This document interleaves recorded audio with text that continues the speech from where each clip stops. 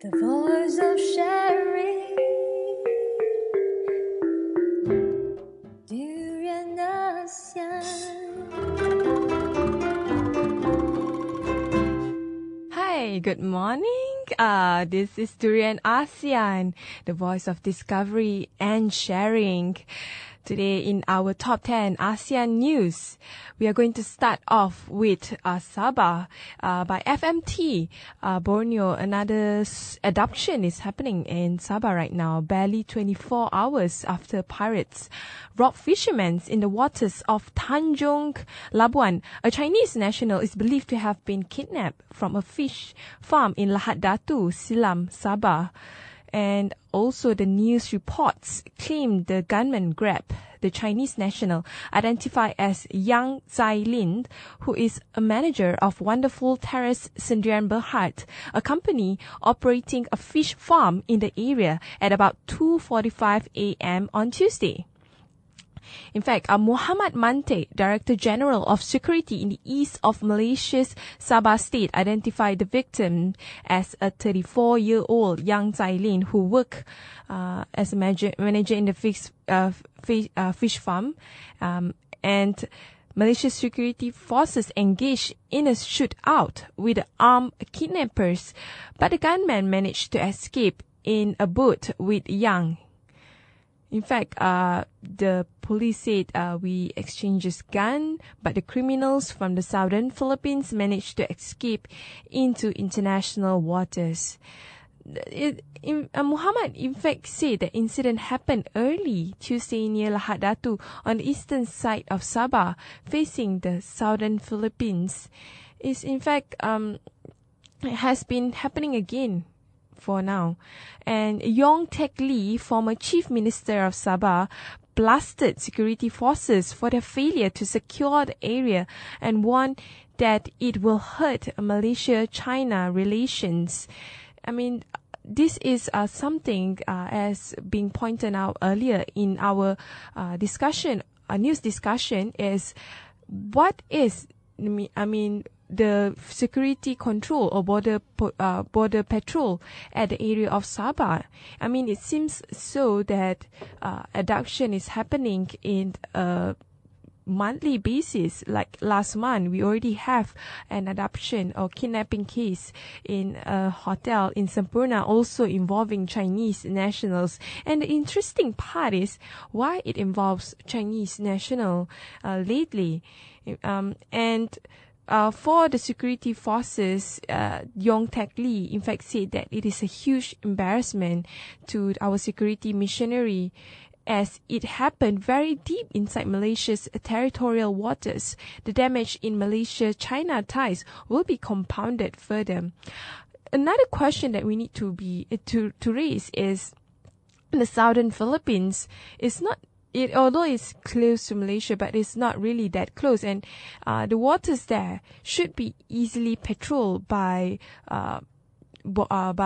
security officers and security forces. But it seems that since incidents are happening at a monthly basis, there's a huge lack of enforcement in terms of the security, and this needs to gear up. And the Malaysian-China relations need to be protected in a way because Malaysia and China has very strong trade relations, and China, if I'm not mistaken, is among one of the top 3 trade partners in Malaysia.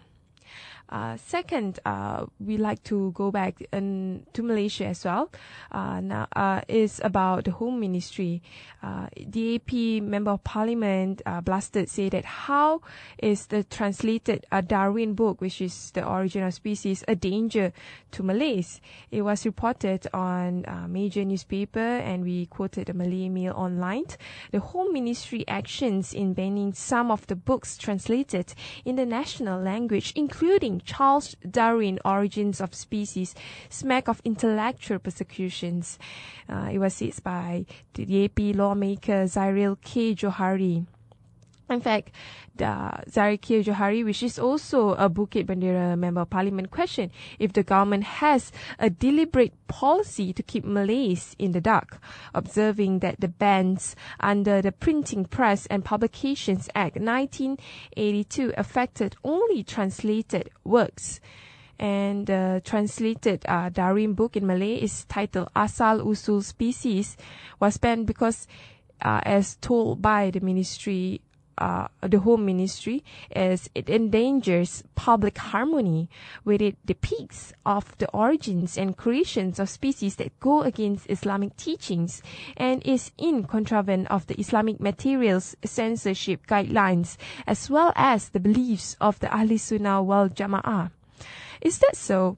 I mean, there are a number of Islamic scholars that acknowledge the theory of evolution as something of a legitimate theory, scientific theory, in fact. On the other hand, the Home Ministry said it allowed the English versions because there had been no complaints regarding the existence of any infringements of Islamic aspects, as said by the Federal Religious Authority, the Malaysian Islamic Development Department. This is a bit funny because how can it not be no infringement of Islamic aspect for the English version, but for the Malay version it is? It's quite an odd explanation. And again, Azariel's rebutted say that how can the same book be considered a public danger and against Islamic teachings in one language but perfectly acceptable in another? It's not like Malay language is a solely Islamized language, and the Malay people are an Islamized people as a whole. In fact, Zariel urged that the government to lift its restrictions on all publications to immediately end the intellectual persecutions of Malaysians. I mean, this is true. If you go to any bookstores in Malaysia, if you go to the Malay section, there's a huge poverty of intellectual books. Not just books that of original material, but also translated books. I don't think I ever seen any notable translated books in Malay sold in major bookstores. Most of the books are very either approved religious materials or normal, those kind of love stories, romantic books, and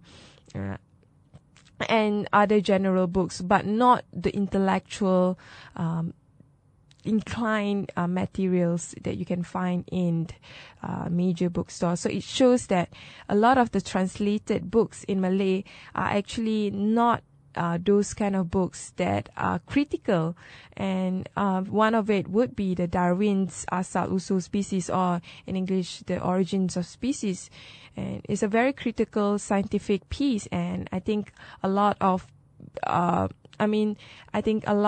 its content is very useful in in understanding of our origins, especially if it is being translated in Malay, and it would definitely benefit the Malay communities in this.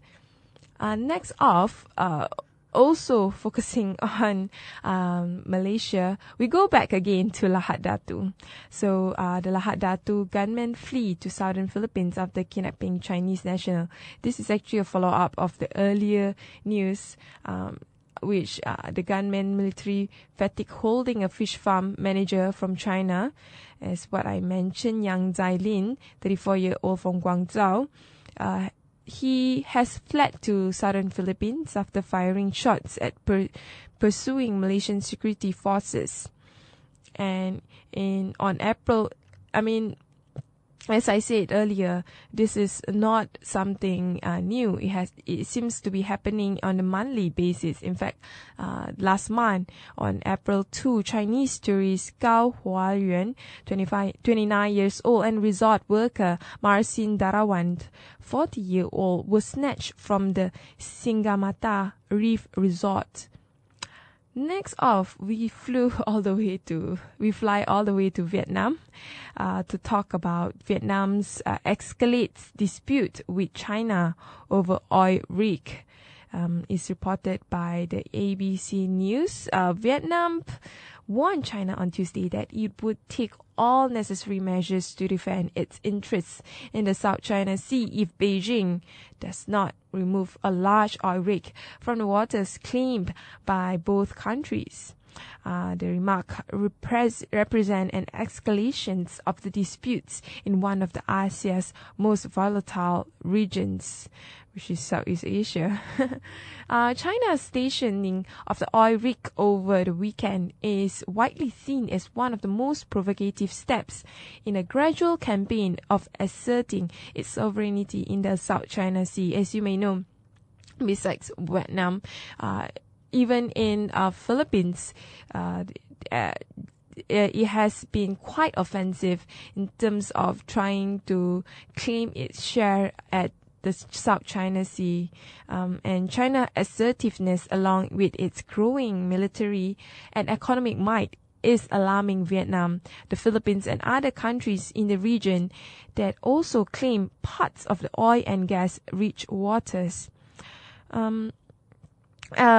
A statement quoted by Min as telling Yang, Vietnam cannot accept the resolutions protects this Chinese action. It demands that Chinese withdraw the rig HD981 and escort its vessel from that area. And Min also said Vietnam wanted to solve all territorial disputes with China peacefully, but will apply all necessary and suitable measures to defend its rights and legitimate interests in the seas. Right now, I think Southeast Asia is in a state where it is being very much bullied, I guess that's the word, by the forces, the superpower China. But at the same time, it has to balance these two superpowers of China and as well as the US. But also at the same time, we must not forget another superpower in waiting, which is India. So there's a lot of power imbalances happening right now, and definitely China is seeking its sovereignty and power towards the South China Sea, and this is definitely should be one of the key issue being discussed at the ASEAN summit soon this month. And talking about the US, the US actually criticized a Chinese oil rig move amid a Vietnam protests.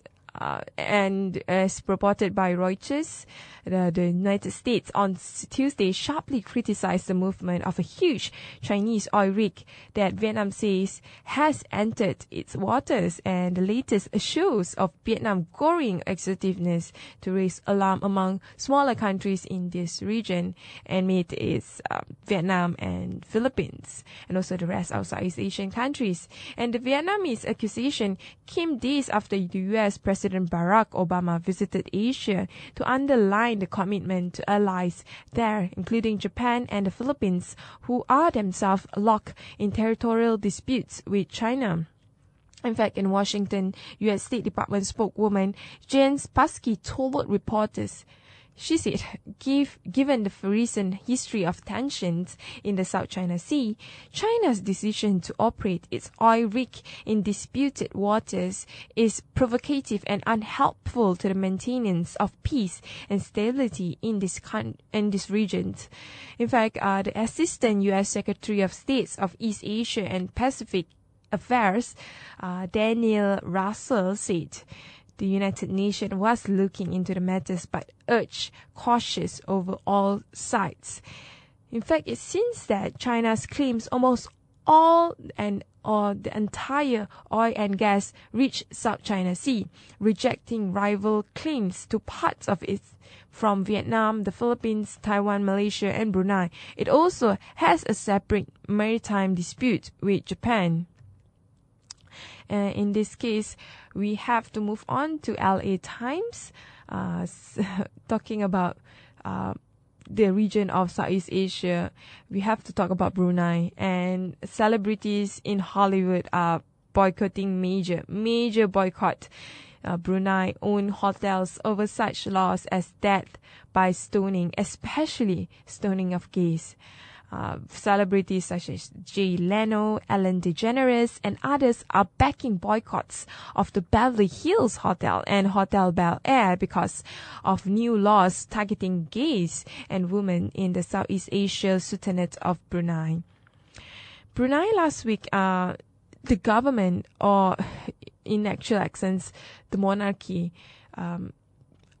will be imposing new criminal codes based on the Islamic law, which is called hudud law, and it will include a lot of harsh penalties. For example, stoning by death towards homosexual, and so towards those who commit adultery. The government of Brunei also owns both hotels, just to be clear about it. Christopher Cowdery, the hotel group chief executive, said in an interview that the boycott and protests were misguided and potentially harmful to the city of Beverly Hills. They won't stop the implementation of the new law, said by him, Christopher Cowdery, but rather would only hurt the hotel's employees. He added that Brunei has no plans to sell the hotels. This is 2014, not 1814, Leno said. And the former Tonight Show hotel also told this to dozens of protesters. I mean, I agree with Jay Leno on this, even though it might not... even though Christopher Cowdery might give the excuses, it would directly impact employees of both hotels. But at the same time, it is owned by the Sultan of Brunei. And what is the best way to hit hard on authoritarian government is to hit hard on his pocket, and in this sense on his property, which is the two hotels. The next one, let's focus on Thailand. Seems like Thailand's Prime Minister Yingluck Shinawatra in court over abuse of power. As reported by BBC News Asia, Thailand's Prime Minister has apparently appeared before the Constitutional Court in Bangkok to defend herself against allegations of abuse of power. And the complaint was filed by senators who said Yingluck Shinawatra's party benefited from improperly transferring her national security in 2011. In fact, Ms. Yingluck could be removed from office and banned from politics for 5 years if she is found guilty. The BBC Jonathan Head in Bangkok, he said that if the Constitutional Court also bans enough of her cabinet to disable her caretaker administrations, her ministers have warned there will be chaos with large-scale protests by pro-government red shirts. It will be a certainty, in fact, they say that. And the Prime Minister is also facing several other legal challenges. For example, earlier this year, a different court ruled that she has improperly transferred National Secretary Chief Taiwi Pilentri in 2011. Although she denied the allegation and she said that she didn't violate any laws and she didn't receive any benefit from that particular appointment, as what she told that in the court. While at the same time, anti-government protesters alleged that Ms. Yingluck's brother, which is also a very infamous former Prime Minister of Thailand, Thaksin Shinawatra, controls her administration and say Thailand's democracy has been corrupted by money. This is, I guess this is to be seen. Let the court make the judge and rule. If she's to be found guilty, then she has to be resigned. But if she's not, then she should continue her role as the Prime Minister. But anyway, Thailand's politics is in a pretty chaotic scene, and with such partisan view of its politics and supports of different camps, it is definitely a huge pandemic happening in Thailand right now. And the next news will be about China. We have many news regarding on China, it seems like. So Asia's richest man is dumping China's asset. It's reported that Li Kai-shing, he's actually, if I'm not mistaken, the richest man in Asia. And it seems that he's reported to worth well exceed of 30 billion US dollar, much of which he made being a shrewd property investor. And Li Kai-shing is actually well known in investing in mainland China, even as early as the 90s, when people are still quite reluctant to put their money in China, way back before it became this trendy thing to do, to invest in China as the next big thing. But it seems like, ironically, Li also wanted to be out of China. In fact, all of it, entirely all of his money, investment and assets, all of it out of China. It seems that once the deal concludes, Li will no longer have any major property investment in mainland China. This isn't a person who became wealthy by being flippant and scared. So what does he see that nobody's seeing? And what is he has seen that nobody's paying attention to it as well? The answer is simple: China's credit crunch. Talking about the credit crunch, after years of unprecedented monetary expansion that has put the economy in a precarious state, the Chinese government has been desperately trying to regain its credit growth. And this is not seeing well because its economy has since quite slow in this sense. Chinese leaders are doing their best to engineer a soft landing. That is to be seen.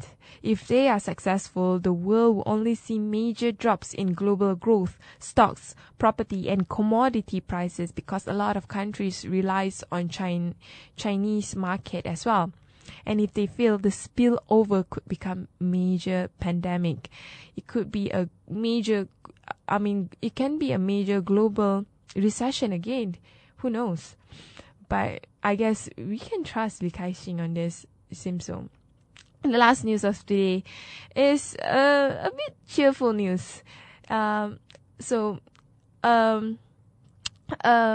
survey has been done, and it's reported that Singapore is the best place in Asia to be a mother.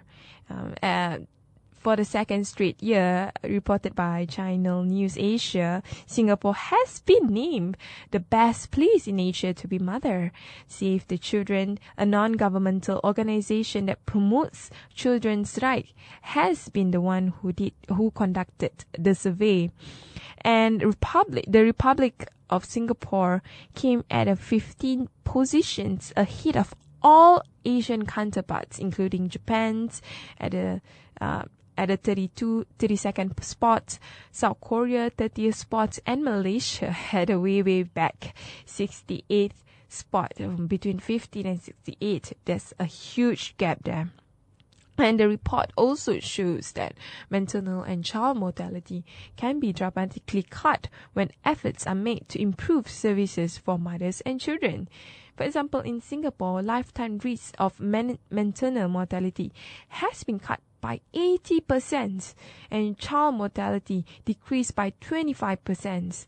Gross national income per capita doubled, and percentage of women in parliament increased sixfold over the past 15 years. Across Southeast Asia, unfortunately, Myanmar is the worst place to be a mother, while the Philippines, which were tied at on the 106th spot with Indonesia last year, pulled ahead, interestingly, at 105th spot, as the latter fell to 113th spot. So it seems like, to talk about Malaysia, we are at a 68th spot. That is not a good, it's not a good number. If we were to compare to Singapore, which is just like a stone throw away at a 15th spot, I think the government of Malaysia need to do a lot more in trying to emulate Singapore of the way it really work on reducing child mortality and increase the lifetime risk of maternal mortality. Although I have to state that in Singapore, although it's the best place to be a mother, but it's also one of the lowest in terms of childbirth, the lowest rate of childbirth in Southeast Asia. In fact, it is at a negative rate, or almost going to be at a negative rate. And in this sense, I guess the high cost of living is definitely a big turn off for a lot of mothers or fathers to create a family of their own. So Singapore has their own set of problem, but it is no doubt that Singapore, in terms of promoting having a best conducive place for to be a mother in Asia, is definitely one to be commendable about. Anyway, this is Arlene signing off for today's news. I hope you enjoy our news commentary, and we will continue our next session of Asian Breakfast Call with our blast from the grassroots. Stay tuned.